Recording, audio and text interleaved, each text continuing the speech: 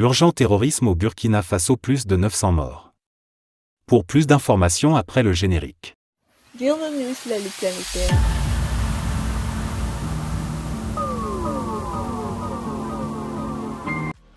Mais tout d'abord, avant de commencer, n'oubliez pas de vous abonner et activer la cloche de notification, car cela vous permettra de ne plus manquer les prochaines vidéos. Let's go!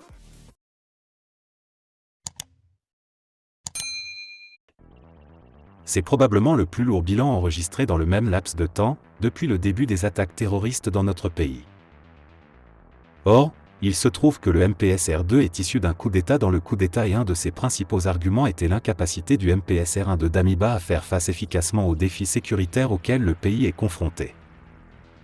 L'attaque de Gasquinde ayant occasionné 27 victimes, a été l'élément déclencheur ayant conduit à l'avènement du MPSR-2. Seulement 8 mois après l'avènement du MPSR-1, ce coup d'État dans le coup d'État, loin d'être salvateur, s'est avéré être une erreur monumentale, une catastrophe pour le pays. Que des capitaines prennent les rênes du Burkina d'aujourd'hui avec plus de 400 officiers supérieurs à contribuer à briser la chaîne de commandement. Les partis politiques dont la vocation est la gestion de la cité, sont mises sous le boisseau. Les OSC et les leaders d'opinion sont victimes de menaces et d'intimidations. Les forces vives et les personnes ressources, les sages, sont à peine consultés et ou impliqués dans la gestion du pays. Ce qui est une aberration. Au total, vous l'aurez compris, le Burkina a mal à sa gouvernance, faute de leadership éclairé.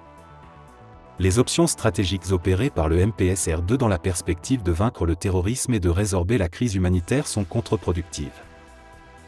Se détourner des partenaires traditionnels du Burkina de manière cavalière et brusque, sans avoir pris le temps d'évaluer les conséquences de cette décision et surtout l'impact économique d'une telle décision, est inacceptable.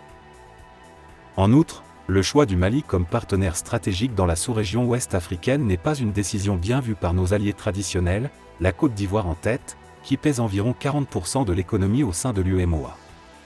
Rien que ça.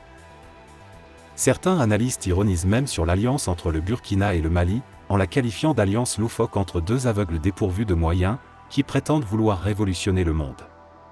Au stade où nous en sommes, et au regard du bilan macabre en termes de victimes du terrorisme au Burkina, il faut se poser légitimement des questions sur la capacité réelle du régime des capitaines à endiguer de façon durable le phénomène du terrorisme dans notre pays. Le ministre en charge de l'administration du territoire s'exprimait mardi le 25 avril 2023 à Ouagadougou au cours d'une séance plénière de l'Assemblée législative de transition, ALT, sur le projet de découpage du territoire national.